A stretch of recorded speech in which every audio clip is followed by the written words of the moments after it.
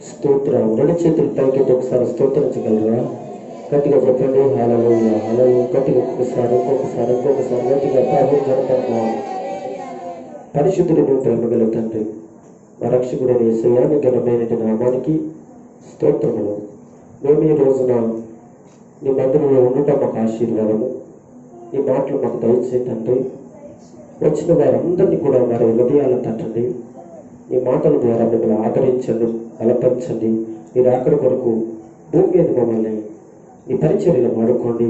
మీరు అక్కడ కొరకు సిద్ధపరచండి. ఈ రోజున వచ్చిన అందరితో ఈ మాటలే దీవెనకరంగా చేయండి.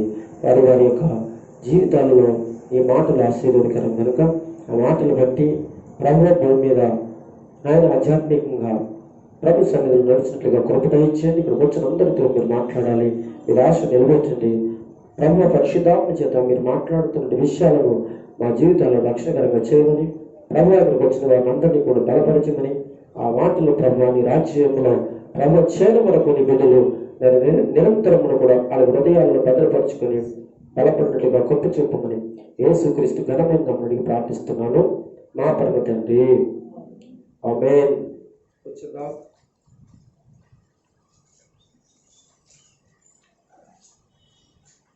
ప్రియమైన దేవుని పిల్లలారా, ఈరోజు నేను మీతో ఒక అంశాన్ని గురించి నేను మాట్లాడాలి. ఒక అంశాన్ని గురించి మీతో నేను మాట్లాడాలి. ఆ అంశం పేరు లేక అంశాన్ని మీరు రాసుకునే వాళ్ళు కానీ లేక వినేవాళ్ళు కానీ వాక్యం విన్నప్పుడు ఆ అంశాన్ని మన మనసులో పెట్టుకుంటే ఆ వాక్యం మనకు అర్థమవుతుంది. మొదటిగా అంశం చెప్పేటంటే ఒక పాఠం ఉంటుంది చూసారా, దాన్ని మనము మనసులో ఉంచుకుంటే మనము వినేటంటే వాక్యం అర్థమవుతుంది. కనుక ఆ అంశం ఏంటంటే మనము దేవునిని స్తుతించుట గల కారణాలు. మనం చెప్తున్నాను వినండి. మనము ఇక్కడ కూర్చున్నాం. మనం అంటే సంఘం. మనము దేవునిని స్తుతించుట గల కారణం అనే విషయాల గురించి ఈరోజు మాట్లాడుతున్నాం. స్తుతించటం అనే ఒక మాట ఉంది చూసారా, స్తుతించడం. మనము ఎందుకు స్తుతించాలి? గల కారణం.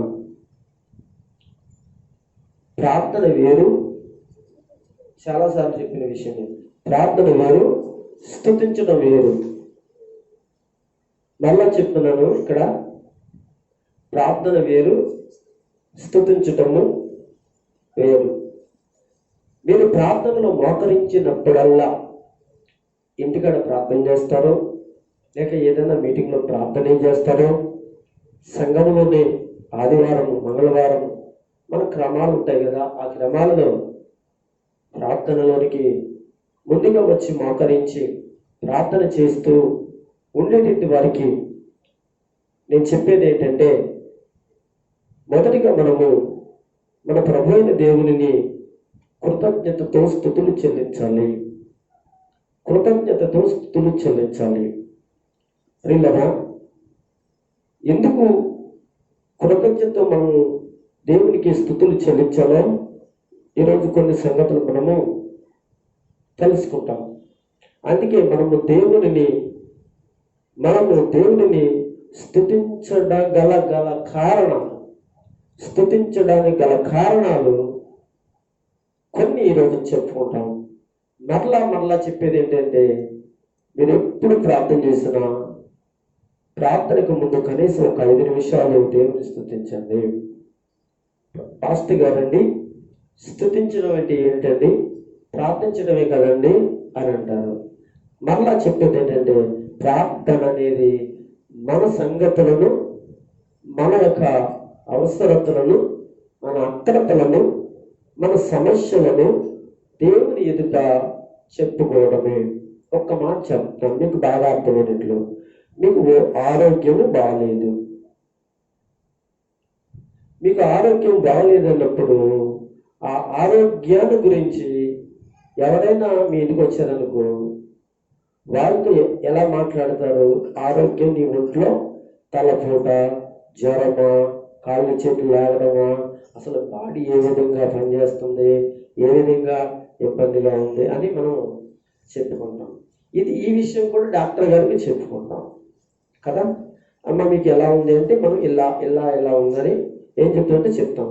అలాగా మనకు వచ్చినటువంటి సమస్యలు, మనకు వచ్చినటువంటి ఇబ్బందులు, మనకు కావాల్సినటువంటి అవసరతలు ఇంటిలో పిల్లలతో మొదలుకొని, భార్యతో మొదలుకొని, భర్తతో మొదలుకొని, అల్లుడితో మొదలుకొని, కుమార్తెతో మొదలుకొని, మరి కోడలతో మొదలుకొని, కొడుకులతో మొదలుకొని, ఇంట్లో వారి చిన్నపిల్లలతో మొదలుకొని ఎవరికి ఎటువంటి సమస్యలు ఉన్నాయో వాటిని దేవుని దృష్టికి ఒక డాక్టర్ గారి దగ్గరికి సమస్య తీసుకొచ్చినట్టు నీ పక్క వాళ్ళకి ఆ సమస్యను చెప్పుకున్నట్లు దేవుని సన్నిధిలో మోకరించి చెప్పటమే ప్రార్థన. ఏమండి, దీన్ని ప్రార్థన అంటాం. ఏమండి, అయితే కృతజ్ఞతలు చెల్లించడం అంటే ఇప్పుడు చెప్పుకోవాలి అని నేను చెప్పాను చూడండి, చెప్పుకోవాలని చెప్పాను చూసారా. వీటినన్నిటినీ కూడా దేవుడు మనకి చెయ్యాలి అంటే, సహాయం చెయ్యాలంటే, ప్రభువైన దేవునికి ఏం చేయాలంటే మనము ఏం చేయాలి? స్తుతులు చెల్లించాలి, స్తోత్రాలు చెల్లించాలి. మోకరించగానే ప్రభువా నీ సన్నిధిలో ఎందుకు వచ్చానో ప్రభువానికి స్తోత్రం. ప్రభువా ఎలాంటి సమస్యతో నేను నా మనసు నిండిందో ఒకసారి నన్ను చూడు, నీకు స్తోత్రం. ప్రభు నీకు వందనాలు, ధవళవర్ణుడా వందనాలు, మహిమగల దేవా వందనాలు, నా పాపాన్ని క్షమించిన దేవుడా స్తోత్రాలు. అంటే స్తోత్రం అనేది మాత్రం ఉండాలి. ప్రభువా నా సమస్యను నువ్వే తప్ప ఇంకెవరు తీర్చేవారు లేరు, స్తోత్రం. నా యొక్క జీవితంలో ఈ దేని కొరకైతే నేను కోరుకుంటున్నానో అది నీ సన్నిధికి వచ్చి మోకరించాను, అడగటానికి ముందుగా నేను స్తుతిస్తున్నానని చెప్పి ఏం చేయాలంటే ప్రభు సన్నిధిలో కాంచేపు దేవునికి పొగడాలి. అర్థమైందండి? దేవుని ఏం చేయాలి? పొగడాలి, స్తుతించాలి. ఎప్పుడైతే స్తుతిస్తూ ఉంటావు కదా నువ్వు, యేసు నీ మహిమగల దేవుడు, లోకాన్ని సృష్టించిన దేవుడు, కృపగల దేవుడు, మాంత్యములు చేసిన దేవుడు, నా పక్క వాడికి ఇది చేస్తావు, నాకు ఇది చేస్తావు, ఇలాగ ఫలానా వాడికి ఇలా చేస్తావు కనుక నీకు స్తోత్రము దేవా, నీకు ఏం చెల్లించగలను ప్రభువా అనేటువంటి స్తుతులతో నువ్వు ప్రారంభించి అప్పుడు నీ అవసరతనంతా కూడా ప్రార్థనతో అనగా ఏం చేస్తావు? ప్రార్థనలో అప్పుడు చెప్పు, దేవుడు సహాయం చేస్తాడు. దేవునికి స్తోత్రం. డైరెక్ట్గా డాక్టర్ గారి దగ్గరికి వెళ్ళిపోయి నాకు ఇంజక్షన్ చేయండి, నా మందులు ఇవ్వండి అని అడిగామనుకో, దేనికి మందులు ఇవ్వాలి, దేనికి ఇంజక్షన్ చేయాలి కదా. దానికి ముందుగా మనం ఏం చేస్తామంటే సమస్యను అంతటిని ఏం చేస్తాం, ఒక చక్కగా ఒక చిట్టాలాగా చెప్తాం కదా. చాలా అందంగా చెప్తాం, చాలా తాయితీగా చెప్తాం, కాన్సెప్ట్ చెప్తాం. ఎంత చెప్పైనా ఆ డాక్టరు వింటాడు, వినకపోతాడు. కానీ నువ్వు స్తుతిస్తుండగా దేవుడు ఏం చేస్తాడు? ఆ స్తుతులు విని నీ దగ్గరికి వచ్చి, అంటే నీ ప్రార్థన వినాలంటే ఆయన రావాలి. మళ్ళీ చెప్తున్నాను, నీ ప్రార్థన వినాలంటే ఆయన రావాలి. ఆయన ఇస్తేనే కానీ నీ ప్రార్థన వినడానికి సహాయాన్ని అనేది నీకు దొరకదు. అందుకని ఆయన ఈ ప్రార్థన వినడానికి నీ దగ్గరికి రావాలంటే ఎక్కువ సేపు ముందుగా స్తుతించాలి. దేవునికి స్తోత్రం కలుగును గాక. హల్లెలూయా. కనుక మనము దేవుని స్తుతించుట గల కారణాల్లో మొట్టమొదటిది ఏం తెలుసా? ఆయన ఏమై ఉన్నాడో అందుచేత మనం స్తుతించాలి. మొట్టమొదటి మాట బైబిల్ గ్రంథంలో కీర్తన గ్రంథాన్ని జాగ్రత్తగా తెరవండి. ఆయన ఏమై ఉన్నాడో అందుచేత మనం ఏం చేయాలి? అందుకని మనం ఏం చేయాలి? ఆయనను మనము స్తుతించాలి. తీయండి 149వ కీర్తన చదువుదాం. మొదటి వచనం చదువుదాం. అందరూ తీసుకున్నారా? ఆయన ఏమై ఉన్నాడో అందుచేత, ఆయన ఏమై ఉన్నాడో, ఆయన ఎలాగై ఉన్నాడో, ఆయన ఎలాంటి వాడో అనే దానిని మొదటిగా తెలుసుకుని దానిని బట్టి మనం ఆయన ఏం చేయాలి? స్తుతించడం మంచిది. చదవమ్మా. 149వ కీర్తన మొదటి వచనం. యెహోవాను స్తుతించండి, యెహోవాకి కొత్త కీర్తనను పాడుడి. చూసారా, భక్తులు కూడుకునే సమాజములలో ఆయనకు స్తోత్ర గీతము పాడండి. విన్నారా? ఆయన ఏమై ఉన్నాడు, అందుచేత ఆయన ఏమై ఉన్నాడో తెలుసంటే దేవుని బిడ్డరా, స్తుతికి కారకుడై ఉన్నాడు గనుక యెహోవాను స్తుతించుడి, యెహోవాకు కొత్త కీర్తనను పాడుడి.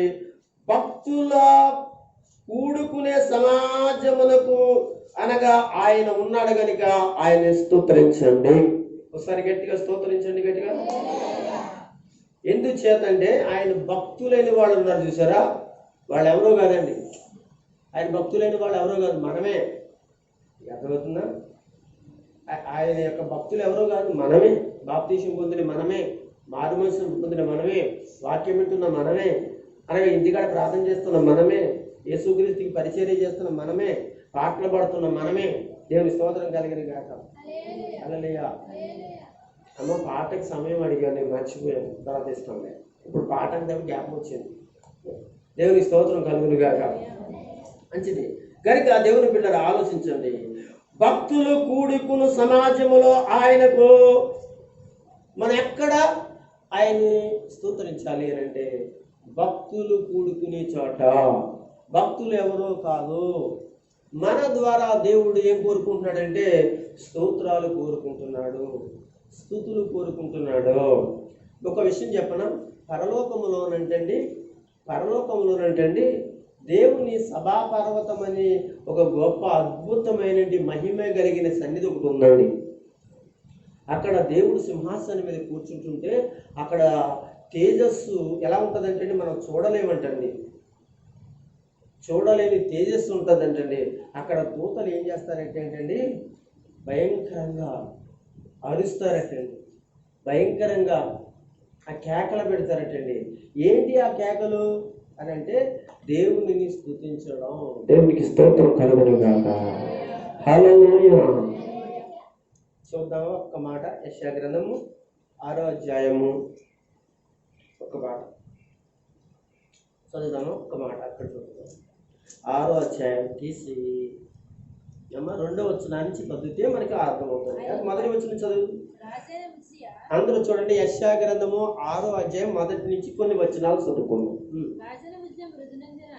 రాజైన ఉజ్జియా చనిపోయిన సంవత్సరమున అత్యున్నతమైన సింహాసనమునందు ప్రభు ఆసీనుడై ఉండగా నేను చూచాను. ఒకసారి నేను చూడండి, నేను చూశాను. చూసిన వాళ్ళు ఎవరంటే యెషయా మందిరానికి వెళ్ళేటట్టు దేవుని సన్నిధిలో భక్తులందరూ కూడుకున్నారట, ఆరాధన చేస్తున్నారట, పాటలు పాడుతున్నారట, 2 చేతులు పైకెట్టి దేవునికి స్తోత్రాలు చెప్తున్నారట. అందరూ కూడా స్తోత్రం చెప్తుంటే ఈయన కూడా ఏం చేశాడు, వాళ్ళతో కలిసి స్తోత్రాలు మొదలెట్టి స్తుతులు మొదలెట్టాడటండి. ప్రభువా, ఆకాశమునికి భూమికి సృష్టికర్త అయిన దేవుడా, ఇజ్రాయేలీ దేవుడా, మహత్యములు దేవుడు చేసే దేవుడా, గొప్ప కార్యం చేసేవాడా అని చేతులు పైకెత్తేసి కళ్ళు మూసుకుని బళ్ళుమంటూ ప్రభు సన్నిధిలో స్తోత్రాలు చెప్తున్నారట. ఎక్కడ అంటే దేవుని మందిరములో. అప్పుడు వెంటనే ఇతడు ఏం చేశాడటండి, పరలోకములో ఉన్న ఒక సింహాసనాన్ని దేవుడు, దేవుని స్తోత్రం ఏం చూశాడండి యెషయా? పరలోకములో ఉన్న సింహాసనాన్ని. చూడండి, చాలా మంది సాక్ష్యాలు చెప్తారు. వినండి, ఇలాగా చాలా మంది సాక్ష్యాలు చెప్తారు కదండి. భక్తులైన వాళ్ళు చాలా దిక్కులు సాక్ష్యాలు చెప్పినప్పుడు వాళ్ళు మరి కళలో కానీ ప్రార్థించినప్పుడు దర్శనాలు కానీ దేవుడు చూపించడం కానీ వాడు చెప్తున్నప్పుడు పరలోకములోని ఒక సింహాసనం చూసినట్లు, ఒక మహిమను చూసినట్లుగా సాక్ష్యాలు చెప్తారు. అవి నిజాలే. నిజమైన భక్తులు దేవుని పిల్లలారా ఇటువంటివి చూడటం అనేది ఇది నిజమే. ఇక్కడ మరలా ఒక మాట చెప్తాను, దేవుని పిల్లలారా. ఇక్కడ భక్తుడని యెషయా ఏం చేస్తున్నాడంటే సంఘములో సమాజములో కూడుకుని ఏం చేస్తున్నాడు, దేవునికి స్తోత్రాలు చెల్లించుచున్నాడు. గట్టి ఒకసారి స్తోత్రించండి. మనం ఎంత చదువుకున్నా కదా 149వ కీర్తన మొదటి వచనంలో భక్తులు ఏం చేశారు, ఎక్కడ ఉన్నారంటే అండి సమకూర్చబడిన సమాజంలో స్తోత్రాలు చెల్లించినట్టుగా మనం చూస్తాం.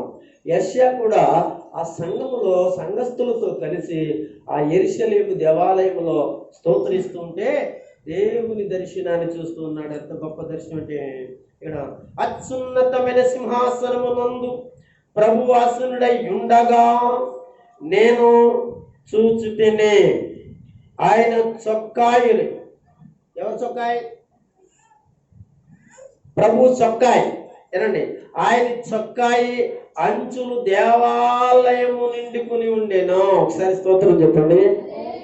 ఆయన చొక్కాయి అంటండి దేవాలయం నిండుకుందంటండి. అంటే దేవాలయం చిన్నదనుకుంటున్నారేంటండి?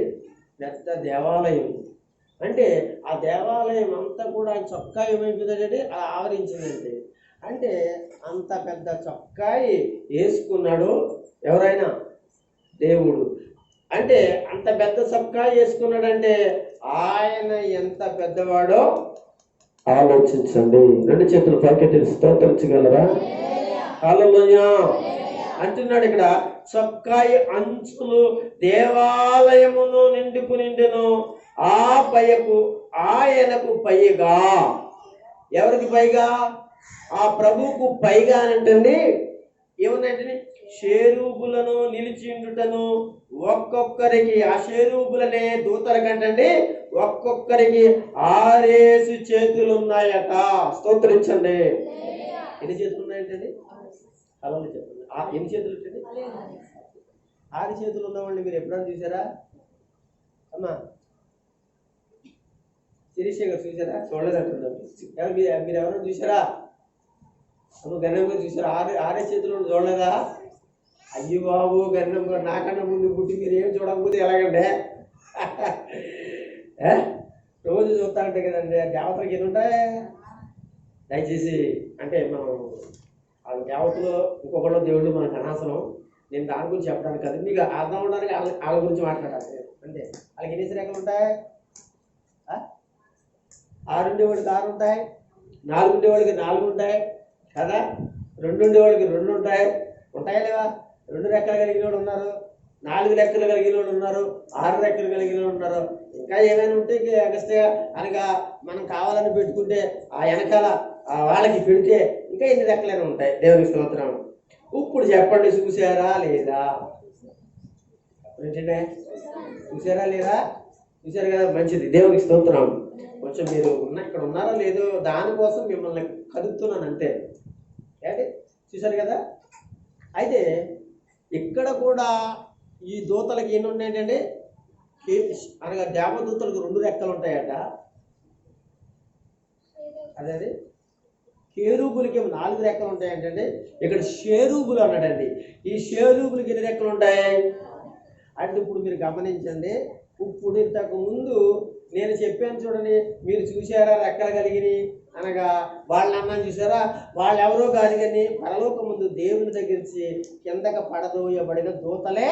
వాళ్ళు ఏం చేశారంటే ఒక షేరూబులు లాంటి వాళ్ళు, కేరూబులు లాంటి వాళ్ళు కనుక.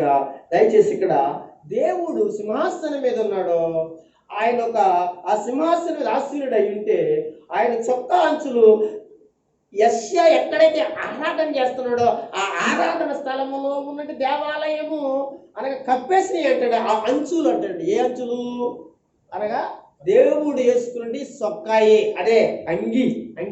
పంచి కిందకు ఉంటుంది కదండి అంగి.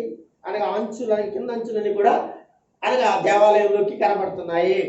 ఆ పైన పైకెత్తి చూశాడంటే ఇలా చూడగానే ఎవరు కనపడుతున్నారు? దేవుడు కనపడుతున్నాడు. ఇంకా పైకి చూడగానే ఆయన పైన ఎవరు ఉన్నారో తెలుసా? దూతలు, అలే షేరూబులు అంటండి పైన స్తుతిస్తున్నాయంట. ఎలా స్తుతిస్తున్నాయో చూద్దాం. ఏమని? ప్రతి వాడును అంటే ఒక్కొక్కరికి 6 రెక్కలు ఉండెను. ప్రతి వాడును ఒక్కొక్క రెక్కలతో అంటే ప్రతి వాడు 2 రెక్కలతో తన ముఖము కప్పుకుని, 2 రెక్కలతో కాళ్ళు కప్పుకుని, 2 రెక్కలతో ఎగురుచుండెను అని రాయబడింది ఇక్కడ. ఆ యొక్క 6 రెక్కలు అలా ఉపయోగించారు వారు అంటున్నారంటండి. ఆ దూతలు పైన ఏం చేస్తారంటే ఆ దేవుని అంటే స్తుతిస్తున్నాయంట, స్తోత్రిస్తున్నాయంట, ఆరాధిస్తున్నాయంట. ఏమని ఆరాధిస్తున్నాయి అంటే వారు సైన్యముల అధిపతి యెహోవా పరిశుద్ధుడో పరిశుద్ధుడో పరిశుద్ధుడో, సర్వలోకము ఆయన మహిమతో నిండి ఉన్నది అని గొప్ప స్వరముతో గానపతి గానములు చేయుచుండెను. ఒకసారి స్తోత్రం చెప్పండి. ఇక్కడ మనం స్తుతించడమే కాదు, మనం ఆరాధించడమే కాదు, పరలోకమందు కూడా చెప్పారు కదా, ఆ పరిశుద్ధ స్థలములో శవా పర్వతం అనే ఆ పర్వతం మీద కూడా ఆ దేవదేవుడు మహోన్నతుడు స్తుతికి యోగ్యుడు అనబడిన మన ప్రభువైన దేవుడు దూతల చేత పొగడబడుతున్నాడు, ఆరాధన చేయబడుతున్నాడు, స్తుతించబడుతున్నాడు. అంత గొప్ప దేవుడు మన యేసు దేవుడు, అంత గొప్ప దేవుడు మన యేసు దేవుడు. అందుకే మనం ఏం చేద్దాం ఆయనను ప్రార్థించేటప్పుడు గాని, ప్రార్థన చేయడానికి వెళ్ళినప్పుడు గాని స్తుతిద్దాం.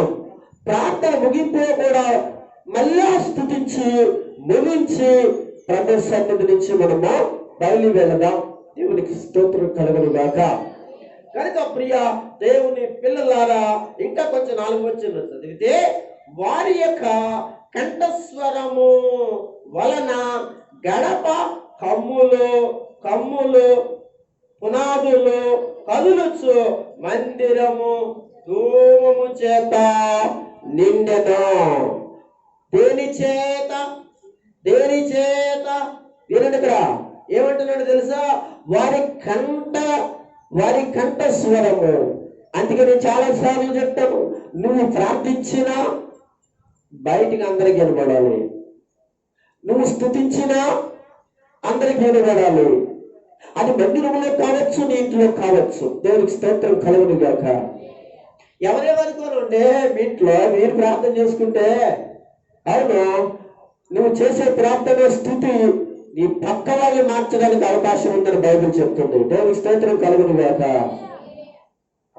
మీకు అందుకే ప్రార్థించినప్పుడు లోపల ప్రార్థించుకో. అది ఒక టైం, అది వేరే సంగతి. పైకి ప్రార్థించవలసిన సమయం కూడా దావీదు మనకి నేర్పుతాడు. నేను ఉండలేకపోతున్నాను, నేను ఆగలేకపోతున్నాను, నేను నా కంఠ స్వరాన్ని ఏం చేస్తున్నాను, కేకలు వేచు నా శరీర ఉత్సాహంతో దేవుని స్తుతిస్తున్నానని దావీదు మహా భక్తుడు చెప్తాడు కదా. మరి అలాంటి స్తుతి దేవునికి ఇష్టం కదా. అందుకే నేను ఎప్పుడు చెప్పినా ఆరాధనకు వచ్చేటప్పుడు, అది మంగళవారమైనా, మళ్ళీ చెప్తా, శనివారమైనా, ఒక ఆదివారమైనా, ఒక సహోదరుల ప్రార్థన కూడికన ముందు వస్తే స్తుతించే అవకాశం ఉండదు.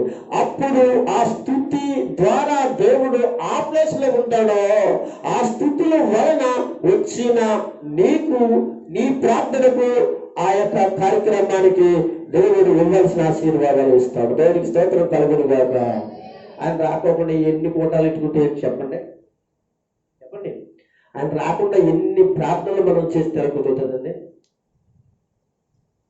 రిపీట్వర్లరా.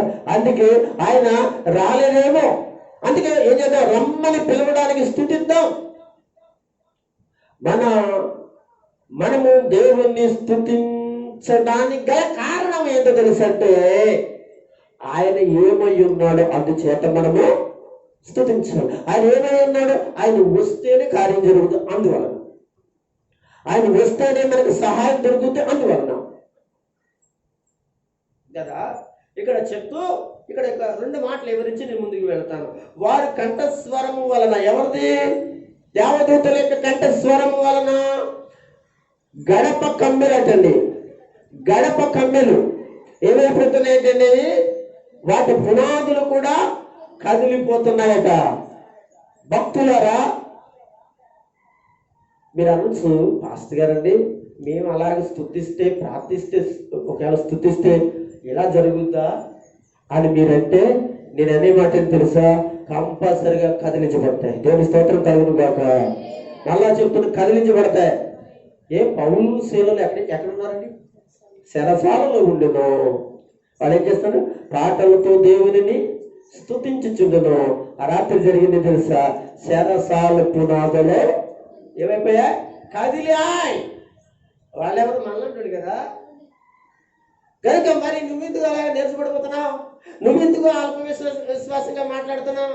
ఎందుకు విశ్వాసంగా అంటున్నావు? అసలు నువ్వు సిద్ధపడిరా. ఎప్పుడు ఆ టయానికి రా, ముందు స్తుతించు.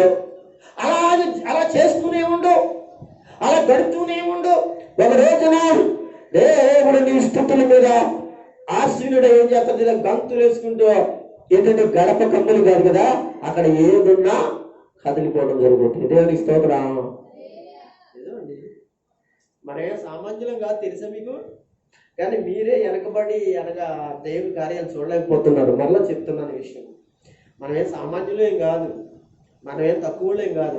అయితే మనమే బలహీనం అయిపోయి ఏంటంటే స్తుతించలేక, ఆయన ఆరాధించలేక, అనగా మనం వెనక్కి వెళ్ళిపోవడం వలన ఇవన్నీ చూడలేకపోతున్నాం. అందుకే దేవుడు ఈరోజు మిమ్మల్ని ఏమంటాడంటే ముందుకు రమ్మంటున్నాడు. దేవునికి స్తోత్రం.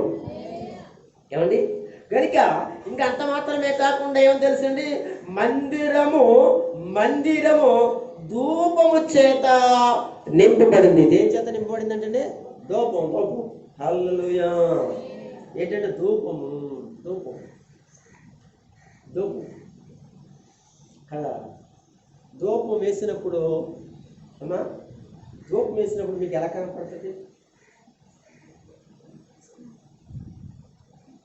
మరీ పూర్తిగా ఏం తెలియనట్టుగా అనగంటే అన్నీ నాతో చెప్పించుకోవాలనుకుంటారేంటి? ధూపం వేసినప్పుడు ఎలా కనపడుతుంది? తెల్లగా కనపడతాను. ఏంటే ఎలా కనపడుతుంది అంటే ఆ మందిరం ఏమైపోయిందంటండి ధూపము చేత. అంటే మహిమ తెల్లగా ఉంటుంది లేదా? మహిమ ఎలా ఉంటుంది అండి? తెల్లగా. మనం స్తుతించినప్పుడు, స్తోత్రం చెల్లిస్తున్నప్పుడు ఏమండి, అక్కడ ఎంతమంది ఉన్నారు నాకు తెలియదు, కానీ మనం ఎంతమంది స్తుతిస్తే ఎక్కడ దేవుని ధూపం ఉండదా? అదే ధూపం అంటే ఏంటి తెలుసండి? మీరు ఏమనుకుంటారంటే ధూపం వేసినప్పుడు పొగ ఎలాగొద్దు, తెల్లగొద్దు తెలుసా? అలాంటి పొగ అంతా కూడా ఎక్కడ ఆవరించబడింది? మహిమ. అది మహిమ, తెల్లటి మహిమ. అది నీ ఇంట్లో కావచ్చు, ఏదైనా సభలో కావచ్చు, లేకపోతే మందిరంలో కావచ్చు, ఎక్కడైనా కావచ్చు. దేవునికి స్తోత్రం. స్తుతించదగిన కారణం ఇదన్నమాట అండి. ఆయన మహిమ మన మధ్యలో ఉండాలి. ఎందుచేత అంటే తెలుసు, అందుచేత ఇంక ముందుకు వెళ్తున్నాను. కనుక ఎందుకు స్తుతించాలి అంటే ఆయన చేసిన ఆయన చేసిన ఉపకారములను బట్టి స్తుతించాలి. దేవుని స్తోత్రం చెప్పండి. కీర్తన గ్రంథము తీయండి. ఈరోజు చాలా వరకు కీర్తన గ్రంథంలోనే చెప్తానండి ఎక్కువ. ఈరోజు ఎక్కువగా కీర్తన గ్రంథంలో చెప్తాను, తొందరగా చెప్పేస్తాను నేను. ఏమండి, 103వ కీర్తన తీసి 2వ వచనం చదివితే మనము దేవుణ్ణి స్తుతించడానికి గల కారణం ఏంటంటే తెలుసండి? కారణం ఏంటో తెలుసండి? ఆయన మనకు చేసినట్టు ఉపకారం ఏదైనా ఉందో, అంతే కదా. ఎవరైనా చిన్న ఉపకారం చేశారనుకోండి, ఈ ఈది మొదలుకు నా ఈది వరకు కూడా నోరు మూసి ఊరుకున్న వాళ్ళు ఎవరైనా ఉన్నారా అంటే ఇప్పుడు వరకు ఎవరు ఊరుకోలేదు. అమ్మ కేకేసి మరి ఇంట్లో అమ్మా సోరమ్మ, అమ్మ చేతమ్మని కేకేసి ఇలా ఇంటికి వచ్చారని అన్నాను అనుకో, కాదం పలానా వాళ్ళు పలానా పని కోసం వచ్చానమ్మా, ఆ అమ్మ చేసి పెట్టిందమ్మా. ఎక్కడి నుంచి? ఆ ఈదిలో మొదలు ఈ ఈదిలో వరకు స్తుతిస్తామా లేదా? స్తోత్రిస్తామా లేదా? వాళ్ళని పొగుడుతామా లేదా? దేవుడి స్తోత్రం కలిగింది కాదు. కనుక ఆయన చేసిన ఉపకారములను బట్టి మనం ఏం చేయాలి? ఇప్పుడు చేసేదాని గురించి స్తుతించడం కాదు, నువ్వు నమ్ముకున్న కాడి నుంచి కూడా దేవుడు చేసిన కార్యాలు ఏమున్నాయో ఒకసారి జ్ఞాపకం పెట్టుకో. నేనైతే అలా జ్ఞాపకం పెట్టుకుంటాను. నేను యేసు ప్రభు దగ్గరికి వచ్చిన కాడి నుంచి ఆయన నా జీవితంలో ఏం చేశాడో అది ఇప్పటికి కూడా ఏం చేస్తానంటే ప్రార్థించినప్పుడల్లా జ్ఞాపకం వచ్చిన ఎల్లా కూడా ప్రభు ఆ రోజున మా సునందని ఈ విధంగా చనిపోతుంది అనుకున్నాను. ఆయన స్తోత్రం తండ్రి, కాపాడుకొచ్చాను ఆయన. ప్రభా ఆ రోజున పరిస్థితి ఇలా ఉంటే నాయన కాపాడుకొచ్చావు తండ్రి. అయ్యా నీ కొంతనాలు నీ సేవ కొరకు, అయ్యా ఏంటి ఇద్దరే ఆడపిల్లలే, అందులో ఒక పిల్ల ఆడపిల్ల బాగలేదు ప్రభా, ఇంకో పిల్ల చూస్తే ఆడపిల్ల నాయన, ఏంటి నాయన అంటే మగబిడ్డని ఇచ్చావు నాయన. స్తోత్రం. అమ్మ జ్ఞాపకం చేసుకోవద్దా? చేసుకోవాలి. అవును, దేవుని స్తోత్రం కలిగింది. కానీ లేదా నేను కాదు, మీరు కూడా ఎప్పుడు ప్రార్థన మోకరించినప్పుడు స్టార్టింగ్లో నీకు ప్రార్థన చేసేటప్పుడు ఆ కార్యం జరగట్లేదు కదా, అద్భుతం జరగట్లేదు కదా, అవట్లేదు కదా అంటే నీకు చిన్న ప్లాన్ చెప్తాను. మీకేం కాదు, నీకు అది జరగాలంటే ముందుకేం చేస్తామంటే ఈ వరకు చేసి నేను కూడా ఆయన దగ్గర పెట్టి ఏమని పెట్టి ఆయన పాదాల దగ్గర పెట్టే ప్రభా ఆ రోజు చేసావు ఈ రోజు చేసావు అని చెప్పగానే ఆయన ఏం చేస్తాడో తెలుసా, ఒక్కసారిగా నేను ఏం చేస్తాడో తెలుసా, నిన్ను చూసి అంటే నేను చేసింది మర్చిపోలేదన్నమాట ఈయన ఈవిడే కనుక. అలాంటప్పుడు అడిగే ప్రార్థనకి సహాయానికి నేను ఎందుకు అంటే ఇన్ని సంవత్సరాల కిందట నేను చేసింది ఇప్పటికీ జ్ఞాపకం ఉందన్నమాట. ఎవరికి ఎవరికి ఈ యొక్క కార్యం జరిగిన వ్యక్తి అనగా ఇంకా జ్ఞాపకం ఉంది అంటే ఈవిడ కృతజ్ఞత కలిగిన వ్యక్తి కనుక ఈవిడికి చేయకపోతే ఎవరికి చేస్తాను, ఈయనకి చేయకపోతే ఎవరికి చేస్తాను. స్తోత్రం చెప్పండి. అతని స్థితిలో ఎంత గొప్పతనం ఉందో మీకు తెలుసండి. ప్రియమైన వాళ్ళ ఆలోచించండి. అందుకనే మనము దేవుని స్తుతించడానికి గల కారణాల్లో రెండవ కారణం ఏంటంటే ఆయన చేసిన ఉపకారములను బట్టి. చదవండి 103:2. నా ప్రాణమా చూడండి, నా ప్రాణమా యెహోవాను సన్నుతించు. ఒకసారి ఆగుదామమ్మా సిస్టర్ గారు, ఆగుదాం. ఏంటంటే ఇక్కడ ఏమన్నాడు భక్తుడు, నా ప్రాణమా యెహోవాను సన్నుతించు. అసలు ఈ యొక్క సన్నుతించు ప్రార్థించడానికి వచ్చినట్టు ఈ భక్తుడు ఏమన్నాడు తెలుసా, తన ప్రాణంతో చెప్తున్నాడు, నా ప్రాణమా ఒకనొక రోజున నేను ఎక్కడున్నాను తెలుసా, గొర్రెలు మేపుకుంటున్నాను. ఎక్కడ ఏం మేపుకుంటాను, గొర్రెలు మేపుకుంటున్నాను.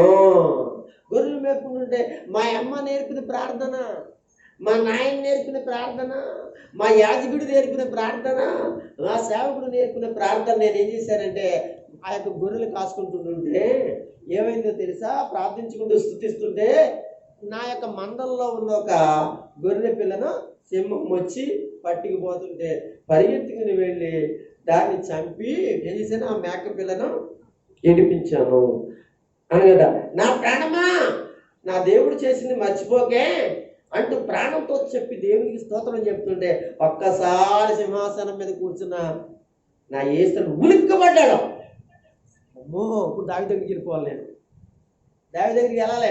ఎప్పుడు చేశాను, ఎప్పుడుతో చేసింది జ్ఞాపకం ఉందండి, దీనికి ఇంకా మర్చిపోలేదు. దేవుని స్తోత్రం కలిగింది కాక కదా. ఇక్కడ చదవండి, ఇప్పుడు చదవండి, మీకు అర్థమవుతున్నట్టు ఏంటి, ముందుకు వెళ్ళిపోతాక. అందుకని చూడండి, మన ప్రాణంతో చెప్పుకోవాలి. అంతకుముందు నీ జీవితంలో ఏమేమి జరిగినాయో ఏం జరిగి నీ ప్రాణంతో చెప్పుకుంటూ యేసయ్యతో చెప్పుకుంటూ కూడా ఇలాగా అడగాలి, స్తుతించాలి.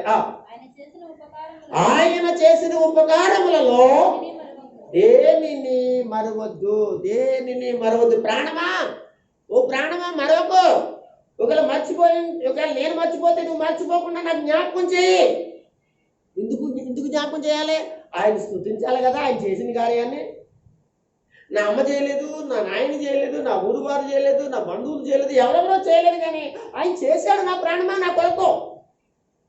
యుద్ధంలోకి వెళ్ళినప్పుడు నేను ఓడిపోతాను, నన్ను చంపేస్తాను అనుకున్నప్పుడు ఆయనే నా వెనకాల నుండి ఏం చేశాడో తెలుసా, నన్ను గెలిపించాడు కనుక నా ప్రాణమా, ప్రాణంతో తిరిగి వచ్చాను నా పిల్లల దగ్గరికి, నా రాజ్యంలోకి వచ్చాను, సింహాసనం మీద కూర్చున్నాను నా ప్రాణమా.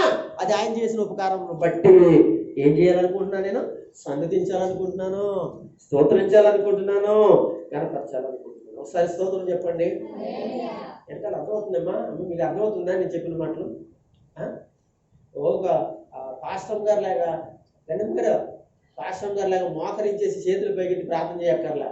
కూర్చీలో కూర్చునే ఇంటికాడ మంచం మీద కూర్చుని స్తోత్రించు. మీ ఇంట్లోకి రాకపోతే చూడండి, దేవుని స్తోత్రం కలుగుతుంది. ఇంకా అదే పని మీద ఉండు, ఇంకా టీవీ పని మీద ఉండు. ఆవిడ అంటదే లోపల అనుకుంటున్నాడు, పాస్టర్ గారు టీవీ చూసే అంతా ఇంకా వదిలేండి, దేవుని స్తోత్రం కలిగింది కాక అంతా డాష్ భాగ్యమా. ఆ డాష్ ఏంటంటే భాగ్యమా. భాగ్యం కాబట్టి ఇద్దరు మనలో ఒక వాళ్ళలో భాగ్యం కాబట్టి ఏంటంటే ఎక్కడ దొరుకుతుందండి భాగ్యం. నేను స్తోత్రం కలిగింది కాక. హల్లెలూయా, హల్లెలూయా చెప్పండి, హల్లెలూయా. సంతోషంగా ఉండండి, దేవుని స్తోత్రం కలిగింది, దేవుని కలిగినట్లుగా ఉండండి. కనుక దయచేసి మీరు టీవీ చూడద్దాను, కానీ నేను అంటాను ఎక్కువగా దేవుని స్తుతించండి మాత్రం అంటాను. దేవుని స్తోత్రం చెప్పండి. ఆ సమయంలో ఎక్కడెక్కడ పెట్టుకుంటా, అక్కడెక్కడ ఎందుకు కూర్చుంటావు, అక్కడెక్కడ ఎందుకు వెళ్తున్నా, అక్కడెక్కడ ఎందుకు నువ్వు అని ఘోషణ మనకు అవసరం అంటారా? ఆ కాంచేపు దేవుని స్తుతిస్తే నీ ఆరోగ్యం బాగుంటుందిగా, నీ ఇంట్లో పిల్లలు చక్కగా మంచిగా దేవుడు ఉంచుతాడుగా నువ్వు స్తుతిస్తే. అక్కడెక్కడో టైం అంతా గడిపేసామనుకోండి, ఏంటి లాభం చెప్పండి మనకి? అదేదో పిల్లల విషయంలో, భార్య విషయంలో, సంఘం విషయంలో, సహోదరుల విషయంలో ఒకసారి ఆ మంచం మీద కూర్చొని గోగా మోకాళ్ళ మీద గంటలు తరపున మోకాళ్ళ మీద ఉండి ఒకవేళ చర్చిలో ఉన్న వాళ్ళే ప్రార్థన చేయలేను అనే మనసు నీకు వస్తే నేను ఇచ్చే సలహా, దేవుడు ఇచ్చే సలహా ఏంటో తెలుసా? నువ్వు ఉన్న కూర్చున్న చోటనే నీ ప్రభుని స్తుతించు, దేవుని స్తోత్రం. హల్లెలూయా. రెండు చేతుల పైకి. ఆయన చేసిన ఉపకారమును అంటూ తోముతున్నాను రోడ్డు మీద, మోటార్ సైకిల్ వచ్చి మీద పడ్డాడు, అప్పుడే చచ్చిపోవాలి. కానీ ఈ రోజు వరకు నేను బ్రతుకున్నాను ప్రభువా. మర్చిపోయాను అది, నేనైతే మర్చిపోను, నాతో చెప్పాను, నేను మర్చిపోను. అప్పుడప్పుడు నేను ఏం చేస్తాను తెలుసా? నాకు ఏదైనా పని జరగాలంటే ఎవరిని వాడుకుంటాను తెలుసా?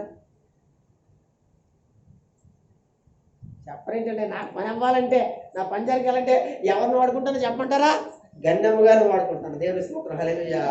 ప్రభువా, ఆ రోజున అంటులు తోముకుంటానండి, ఆ గన్నెమ్మ గారి అనగా ఆ రోడ్డు మీద అంటులు తోముతుంటే మోటార్ సైకిల్ వెళ్ళింది, ఎలాగైనా అది మీద పడింది, కానీ ఆవిడకి ఏం అవ్వలేదు. నువ్వు కాపాడినందుకు ఎంత మంచి దేవుడు నాయన, స్తోత్రం. ఇదేంటి తన గురించి ఏదైనా చెప్తాడు అనుకున్నాను నేను.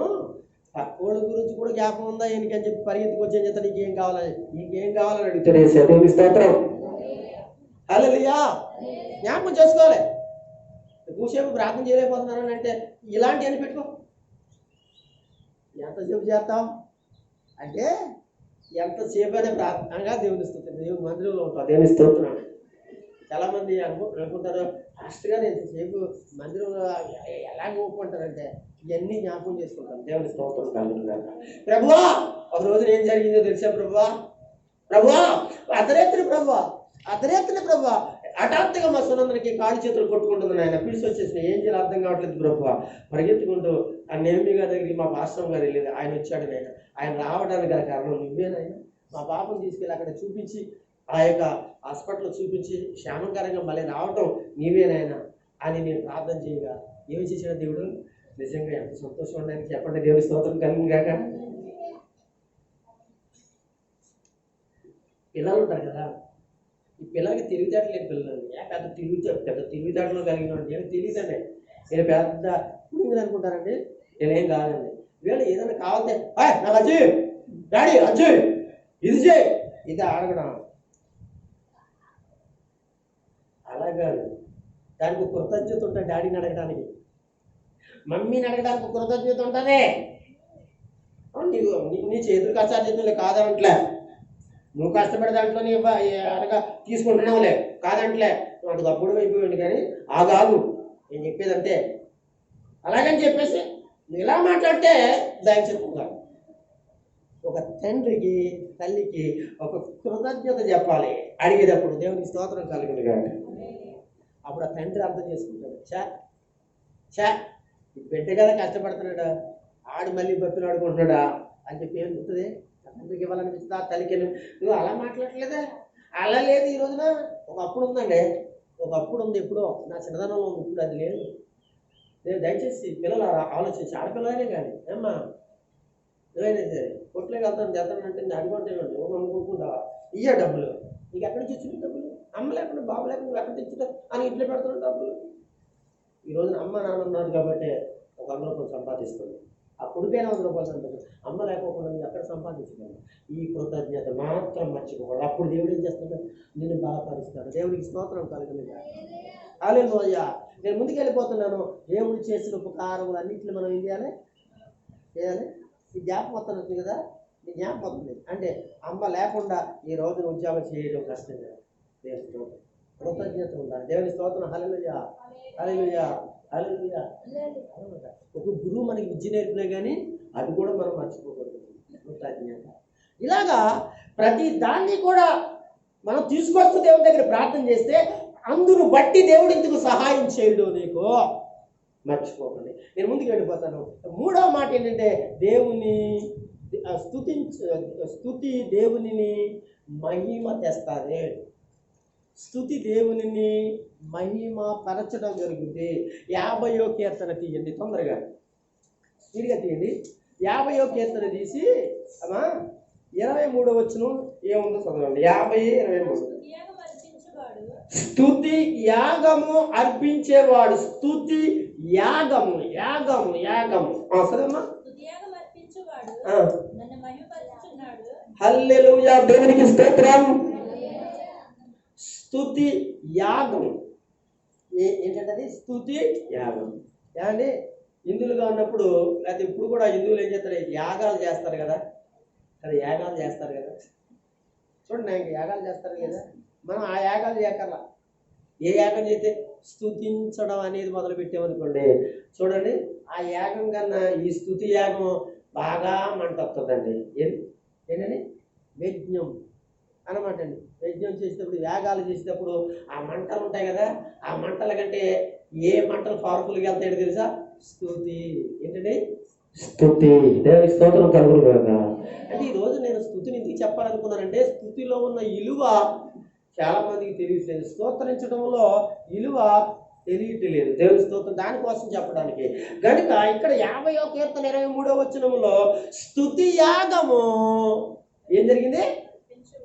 ఎవరైతే అర్పిస్తారో, అది చిన్నపిల్లోడు అర్పించినా, పెద్దోళ్ళు అర్పించినా, పాస్టర్ గారు అర్పించినా, అర్పించడం వలన మనకేం కలుగుతుందో తెలుసా?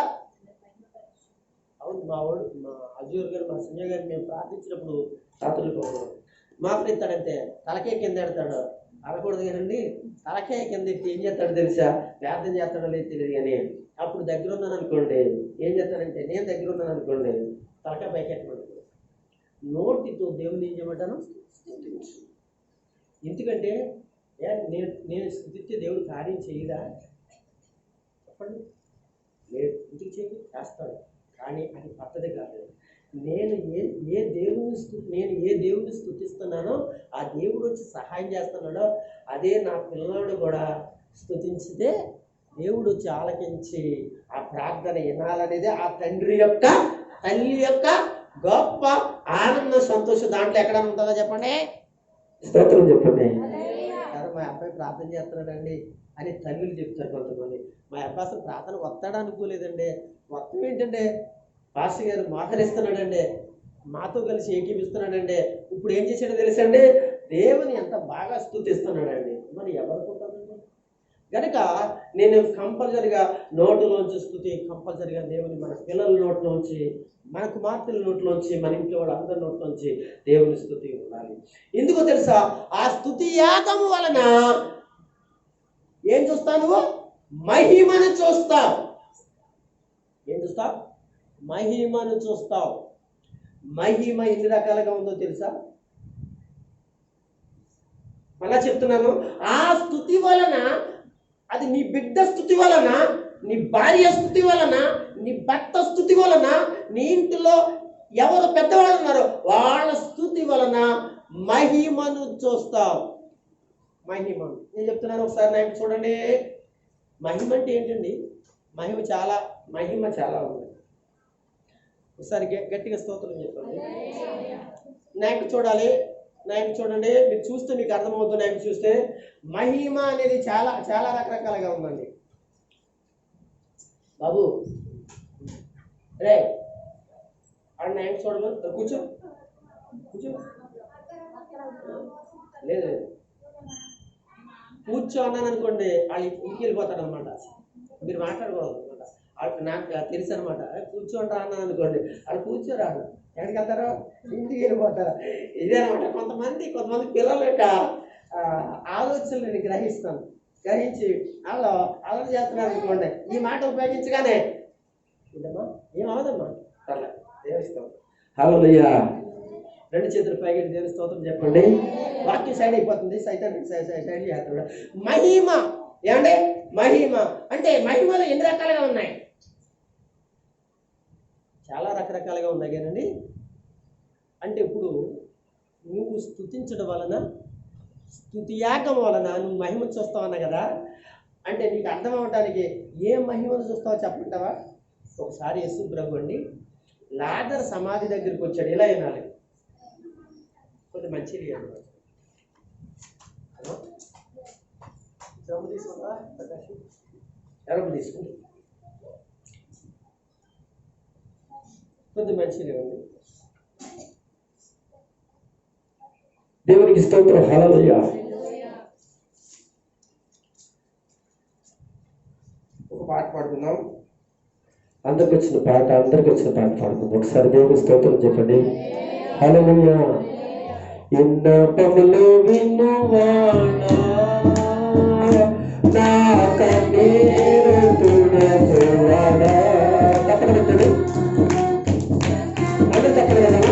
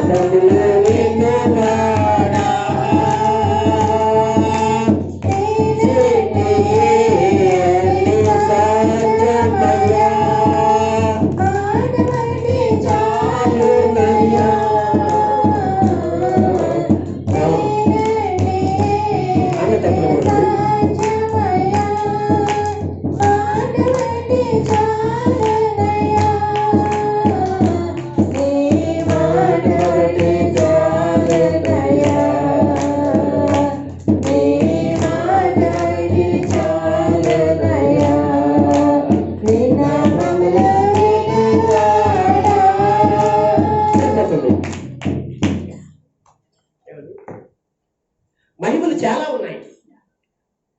ఒక్క మహిమల గురించి మీకు చెప్తా.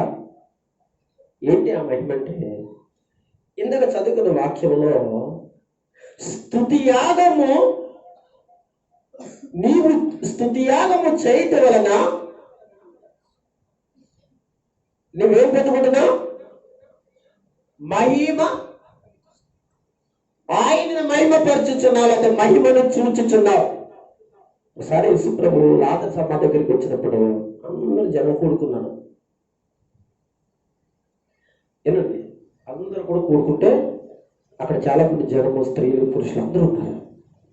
అప్పుడు యేసుప్రభు ప్రార్థన చేసి, ప్రభువా నువ్వు నా మాట వింటున్నామని నీ మహిమను చూచులాగున ఈ లాజరును బయటికి రమ్మని పిలుస్తున్నాను అన్నాడు. దేవునికి స్తోత్రం కలుగును గాక.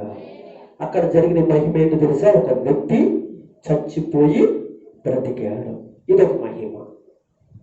అంటే నువ్వు స్తుతించడం వలన ఏం కలుగుతుంది? మహిమపరచబడుతున్నాడు. ఆ మహిమ వలన అక్కడ ఏం జరిగింది? ఒక వ్యక్తి చనిపోయిన వాడు కూడా బ్రతికాడు. ఇలా చెప్పుకుంటూ వెళితే దేవుని మహిమలు చాలా. ఇప్పుడు కుదరదు కనుక నేను అంటున్నాను, స్తుతించడం వలన నీకు కార్యం జరుగుద్ది. అనగా మహిమను చూస్తావు. ఆ మహిమ స్వస్థత ఏమో, ఆ మహిమ ఇంకో కార్యమేమో, ఆ మహిమ రక్షణేమో, ఆ మహిమ ఆధ్యాత్మికమైన పరిస్థితి ఏమో. ఇలాగా నువ్వు ఏదనుకుంటున్నావో అది నీకు జరగాలి అని అంటే అది జరుగుతుంది అని అంటే దేవుడు చేసిన మహిమ కార్యము. హల్లెలూయా. కనుక మనము ఎప్పుడు ఈ యొక్క మహిమ కార్యము చూస్తాము, మహిమను చూస్తామంటే దేవుడిని స్తుతించడం వలన. నేను మూడోది కదా చెప్తున్నాను. నాలుగోది ఏంటంటే ఆయన కృపని బట్టి స్తుతించాలి. ఏం బట్టి? 150వ కీర్తన అందరు చూడండి, 2వ వచనం చదవండి ఒకసారి. 150వ కీర్తన రాసుకునేవాళ్ళు రాసుకోండి, మనసులో పెట్టుకునేవాళ్ళు మనసులో పెట్టుకోండి, వినేవాళ్ళు వినండి. 150వ కీర్తన ఎన్నో వచనం అన్నానమ్మా? ఎన్నో వచనం? 2వ వచనమేనా?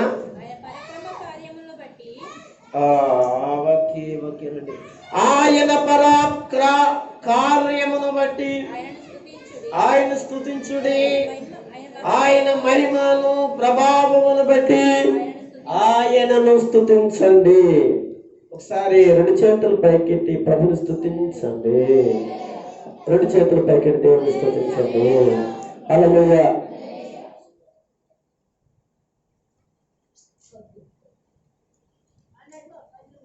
ఓకే, ఆయన కృపని బట్టి.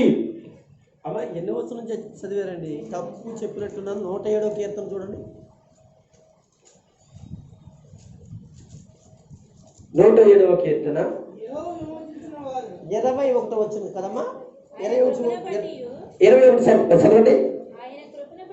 107వ కీర్తన 107వ కీర్తన 21వ వచనంలో రాయబడిన విషయం ఏంటో తెలుసా? ఆయన కృపను బట్టి నరులకు ఆయన చేయ ఆశ్చర్య కార్యములను బట్టి యెహోవాకు ఏం చేయాలి? మన ప్రభు అయిన దేవునికి ఏం చేయాలండి? కృతజ్ఞతలు చెల్లించాలి. హల్లెలూయా. కృతజ్ఞతలు చెల్లించాలి. వారు యెహోవాకు కృతజ్ఞాస్తుతులు చెల్లించెదరు గాక. ఎందుకు కృతజ్ఞాస్తుతులు చెల్లిస్తారని అంటున్నాడంటే, ఆయన కృపను బట్టి ఏం జరిగిందంటే నరులకు ఆయన చేసి ఉన్న కార్యములను బట్టి. మీకు ఏ కార్యాలు చేశాడు దేవుడు? ఇల్లు కట్టుకోవాలను అనుకోలేదండి. నేను ఇంత మంచి ఇల్లు కట్టుకోవాలనుకోలేదండి. ఈరోజు నేను ఇంత మంచి ఇల్లు కట్టుకున్నానండి. ఇది దేవుడి కృప అండి. ఈ కార్యాన్ని బట్టి దేవుడు ఇస్తుంది. ఏ కార్యాన్ని బట్టి? దేవుడిని ఇంత మంచి ఉద్యోగం నాకు వస్తుంది అనుకోలేదండి. నేను ఇంత ఆధ్యాత్మిక దేవుళ్ళు ఎదుగుతాను అనుకోలేదండి. ఇదంతా దేవుడి కార్యాలే కదా. అయ్యో నాకు మంచి బిడ్డలు ఇచ్చాడండి. దేవుడి కార్యాలే కదా. ఇలా చెప్పుకుంటే ఆశ్చర్య కార్యాలు ఇక్కడ ఉన్నట్టు వారి జీవితాల్లో ఎన్నో దేవుడు చేశారు. అందరిని బట్టి మీరు ఏం చేయాలి? ఆయనను స్తుతించాలి. స్తుతించాలి. నాకు మంచి బిడ్డలు ఇచ్చినందుకు స్తోత్రం. ఒకరు మంచి బిడ్డలు ఇవ్వకపోతే స్తుతించొద్దా? చెప్పండి అండి. మంచి బిడ్డలు ఇచ్చినందుకే స్తుతించాలి. మంచి బిడ్డలు ఇవ్వకపోతే స్తుతించకూడదా? స్తుతించాలి. ఎలా స్తుతించాలి? ప్రభు ఆ బిడ్డని ఇచ్చావు గనక మంచి జీవితంలో మంచి ప్రయోజకుడిగా ఉన్నట్లుగా తండ్రి ఆయన ప్రయోజకుడిని చేయి. స్తుతించు. ఇలాగ మంచిగా ఉన్నందుకు స్తుతించు.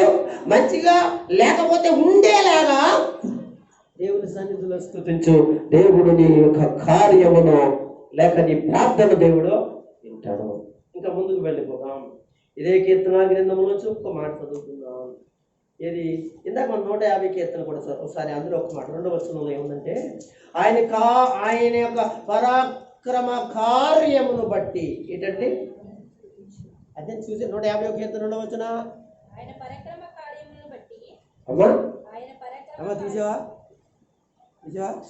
మరి చూస్తున్నా మరి చదువు. మరి నువ్వు కొద్దిగా చదవడం నేర్చుకో. మరి ఇంకెప్పుడు చదువుతా? నీ పెళ్ళి చదువుతావా? మరి చదువు మరి. ఓకే చదవాలి. ఆంటీ కంటే స్పీడ్గా ఉండాలి. ఆయన అంటే చూడండి, మాకు మనల్ని పోటీ పడినప్పుడు పాడి అనమాట అంట, ఒకరికొకరు పోటీ.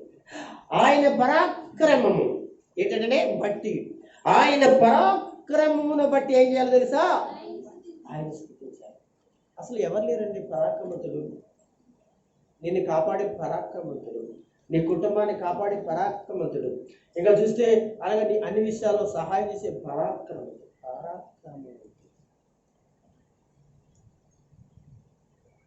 పిల్లరా, ఈ రోజున నీ జీవితాల్లో జరుగుతున్న ప్రతి కార్యానికి ఆయన పరాక్రమం తప్ప నీ సొంత బలం, నీ కాలు బలం, నీ జ్ఞాన బలం కానీ ఎందును బట్టి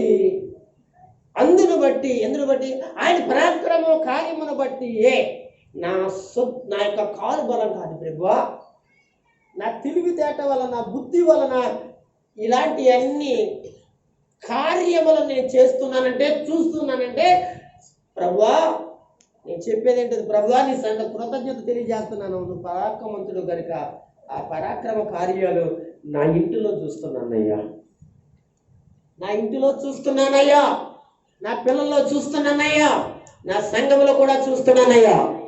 ఇలా దెయ్యాలు వెళ్ళిపోతావు అనుకోలేదు నాయన. ఈ చేతబడులు వెళ్ళిపోతాయని నేను అనుకోలేదు ప్రభువా.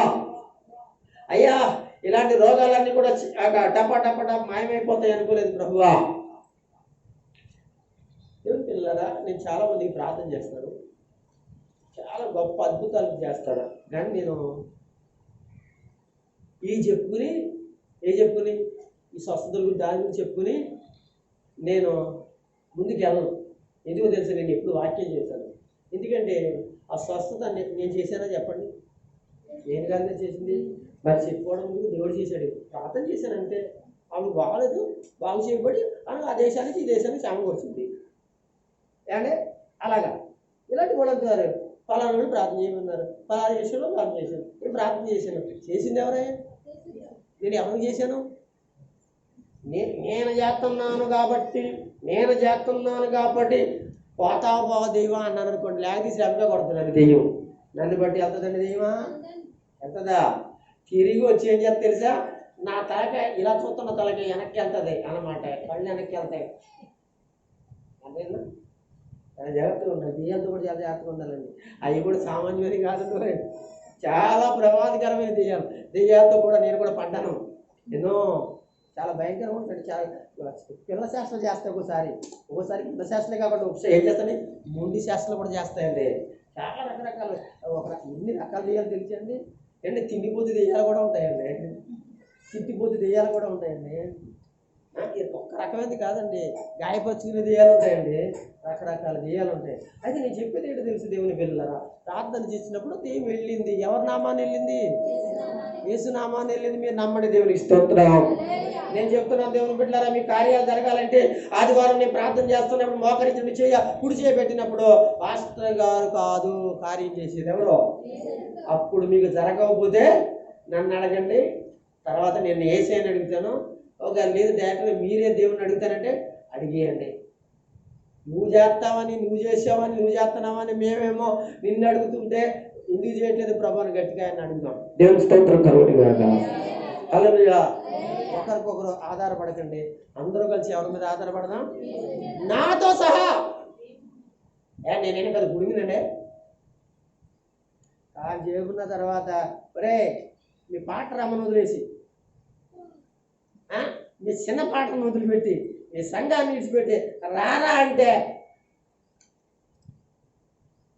సంఘాల గుడ్లు కూడా పెట్టుకెళ్తండి, వెళ్ళిపోతుంది అనమాట. దేవుని స్తోత్రం కలుగుతుంది. హల్లెలూయా. అండ్ సంఘంలో బట్టలు పెట్టుకునే టైం మనకి ఎత్తాడంటే దేవుని స్తోత్రం చెప్పండి. ఎన్ని తెలుసుండి నేను చేస్తున్నాను ఇంక నేను చేస్తున్నాను. దేవుని స్తోత్రం కలుగుతుంది. యేసయ్య చేస్తున్నాడని మీరు నమ్మండి, నేను నమ్ముతున్నాను. దేవునికి స్తోత్రం చెప్తారా? పరాక్రమ కార్యాలు ఏదైనా జరిగితే, సంఘంలో గొప్ప కార్యాలు ఏదైనా జరిగితే నీ ప్రభు అయిన దేవుడు తప్ప ఎవరు కాదు. అయితే ఒకటి మాత్రం గమనించాలి, ప్రార్థన చేసేటట్టు వ్యక్తి ఉండాలి కాబట్టి, ఆయన పాస్టర్ గారు కాబట్టి మీరేం చేస్తారు తెలుసా? పాస్టర్ గారి దగ్గర వచ్చి ప్రార్థన చేయించుకోండి. దేవుని స్తోత్రం. పాస్టర్ గారు మీరు కలిపి ప్రార్థన చేయండి, అది మర్యాద. పాస్టర్ గారు అనగా ఇంకో మాట చెప్తున్నాను, పాస్టర్ గారు ప్రార్థన చేస్తే దేవుడు ఆలకిస్తాడు, అది నిజమే. ఎప్పుడో తెలుసా? మీరు దేవునికి మంచిగా ఉంటే పాస్టర్ గారు ప్రార్థన ఆలకిస్తాడు. మీరు మంచిగా ఉండకుండా, మంచి జీవితాలు లేకుండా, దేవుడికి అనుకూలంగా జీవించకుండా, నడవకుండా, కూర్చోకుండా, బతకకుండా ఉండి పాస్టర్ గారు రాత్రులు పగలు ఆయన చిత్రపడుతుంటే నా ప్రార్థన కూడా చిత్రపడుతున్నాయి. ఈ పని చేస్తుంటే ఆలోచన చేయండి. పడుతుంటే ఏంటంటే దేవుడు వింటాడా? మీరు ఎప్పుడైతే విధేయులుగా ఉంటారో అప్పుడు వెంటనే దేవుడు ఏం చేస్తాడు? మీ ప్రార్థన, అదే నా ప్రార్థన విని మీకు సహాయం చేస్తాడు. అది ఎలాంటి కార్యమైనా జరుగుతుంది. దేవుని స్తోత్రం కలుగుతుంది. బైబిల్లో దేవుడి సేవకులు మాట కూడా వినాలని ఉందండి. ఎందుకంటే దేవుని దగ్గర తగ్గించుకోవడానికి, నేను ఇచ్చింపబడకుండా ఉండడానికి నేనేం చేస్తాను, మీ దగ్గర విషయాలు చెప్తున్నాను. మీరు అలాగని చెప్పేసి అలా ఉండకూడదు. ఎందుకంటే దేవుడితో పాటు దైవజనుడు కూడా ఏం చేయమన్నాడు? అనగా గౌరవించమన్నాడు, మాట వినమన్నాడు, ఆయన చెప్పింది చేయమన్నాడు. ఒకవేళ అలా చేస్తే, ఆ దైవజనుడు చెప్పింది చేస్తే, ఆ దైవజనుడు ఎవరు చెప్పినట్టుగా చేస్తున్నాడు? ఒక మాట చెప్పనా? కొరింథీయులకు రాసిన పత్రిక 11వ అధ్యాయం అనగా మొదటి పత్రిక 11:1.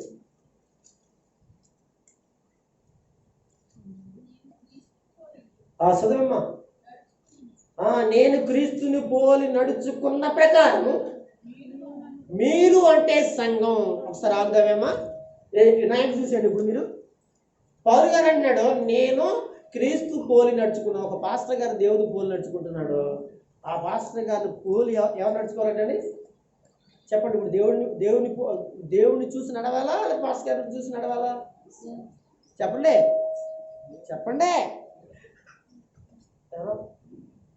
ఎవరు చెప్పారు?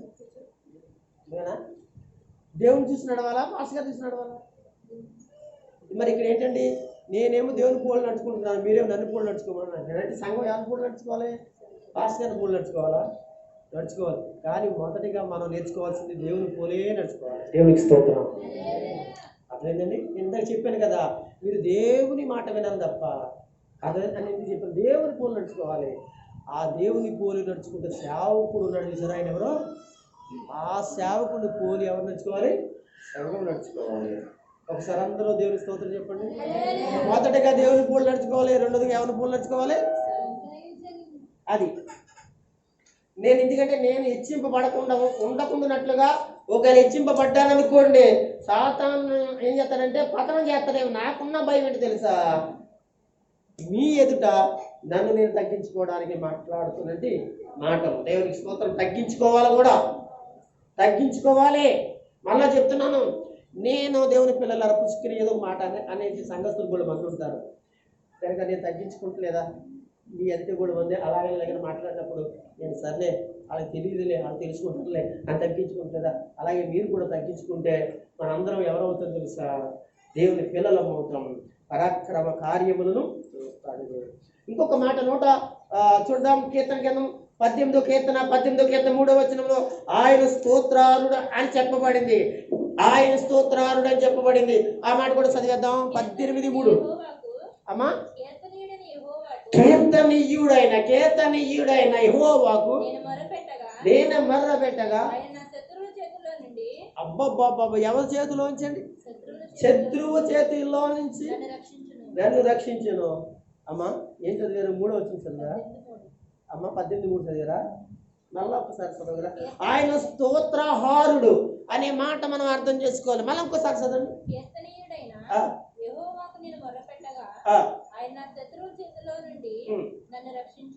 చూడండి, ఆయన ఒక్కడ మాత్రమే స్తోత్రహారుడు. ఆయన ఒక్కడ మాత్రమే స్తుతి నొందగలిగిన వాడు.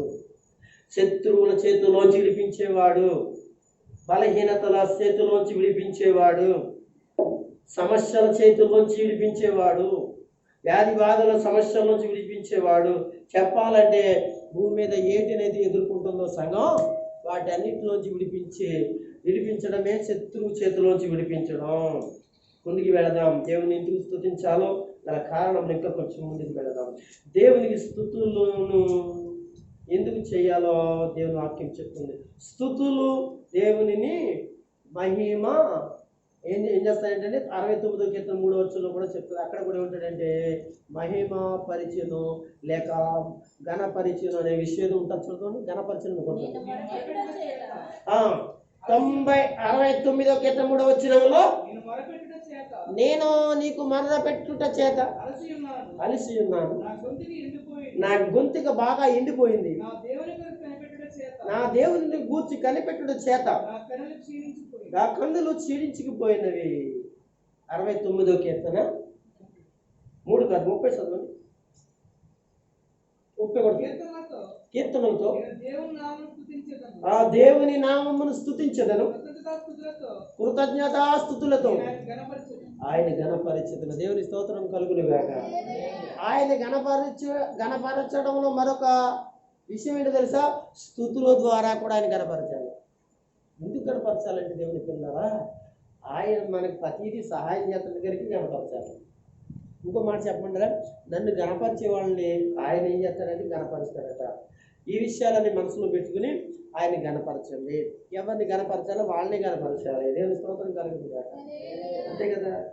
మీ పాస్టర్ గారిని ఘనపరచడం మానేసేసి ఇంకో పాస్టర్ గారిని ఘనపరిచారనుకోండి, దేవుడికైనా సంతోషం ఉంటుందా? చెప్పండి, దేవుడికైనా సంతోషం ఉంటుందా? ఉండదు. నీ సేవకుడు నువ్వు ఏం చేయాలి? ఘనపరచాలి. అప్పుడు దేవుడు సంతోషిస్తాడు. కనుక దేవుని పిల్లల ఏ విషయంలో ప్రతి విషయంలో కనుక ఈరోజు అంటున్నాడు ఘనపరచు. ఈ దేవుడిని ఘనపరచు, అప్పుడు నిన్ను ఘనపరుస్తాడు, సహాయం చేస్తాడు. మహిమలో, కీర్తనలో అనగా దేవుని కృతజ్ఞతల్లో, స్తోత్రాలు చెల్లించడంలో ఆయనకి ఏం కలగాలంటే ఘనత కలగాలి. ముందుకు ఇంకొక మాట చదువుకుందాం. 22వ కీర్తన 3వ వచనం కూడా చదువుకుంది. 22వ కీర్తన 3వ వచనంలో కూడా దేవుని ఏం చేయాలంటండి?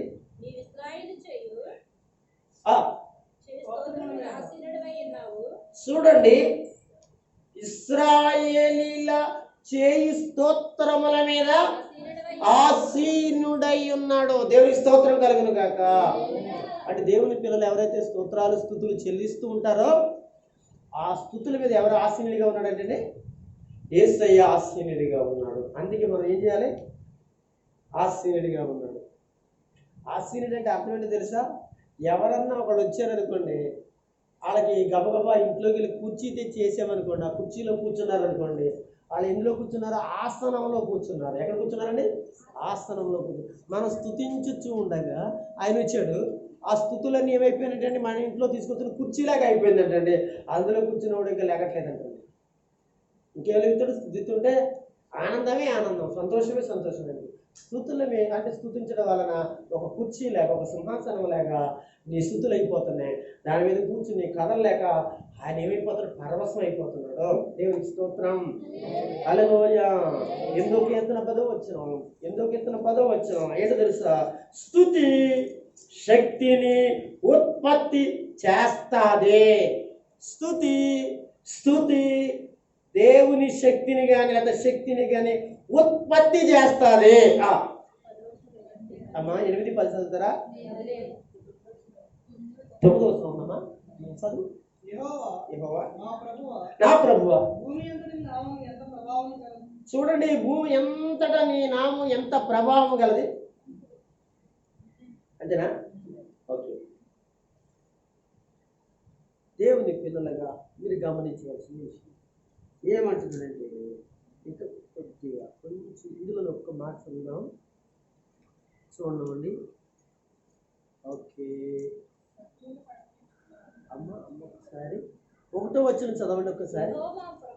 యెహోవా మా ప్రభువా, ఆకాశమును నీ మహిమను కనపరచువాడా, భూమి ఎంతట నీ నామం ఎంత ప్రభావము గలదు, ప్రభావము గలదు అని చెప్పి 5వ వచనంలో కూడా ఏమంటాడంటే, దేవుని కంటే వారిని కొంచెం తక్కువగా చేసి ఉన్నావు, మహిమా ప్రభావంతో వారికి ధరింపచేసి ఉన్నావు అని చెప్పుకుంటూ వచ్చి లాస్ట్ 9వ వచనంలో మా ప్రభువా యెహోవా మా ప్రభువా, భూమి ఎంతటా నీ నామం ఎంత ప్రభావము గలదు. స్తుతించడం వలన ఏం కలుగుతుందంటే శక్తి ఉత్పత్తి అవుతుంది. అర్థమైందండి? నువ్వు చేసే ప్రార్థన ఉంది చూసారా, అలిసిపోకుండా ఉండడానికి, ఇంకా నువ్వు ప్రార్థనలో ఇంకా కొనసాగించబడాలనడానికి, ఇంకా ఇంకా ఇంకా ప్రార్థన చేయాలనడానికి శక్తినిచ్చేది ఏదో తెలుసా? స్తుతి. స్తుతించే కొలది మనం ఇంకేమనిపిస్తుంది? ఇంకా మనం స్తుతించాలనిపిస్తుంది. ఇంకా శక్తి ఏమవుతుంది? మనలో ఉత్పత్తి అవుతుంది. ఆలోచించండి, ఇంకా బలం ఉత్పత్తి అవుతుంది. మనం దేవుడిని ఇంకను ఏం చేస్తాం? ఎక్కువసేపు ఆయన మందిరంలో ఆపించగలుగుతాం. ఆఖరికి ఒక్క మాట దినవృత్తాంతాలు 2వ గ్రంథము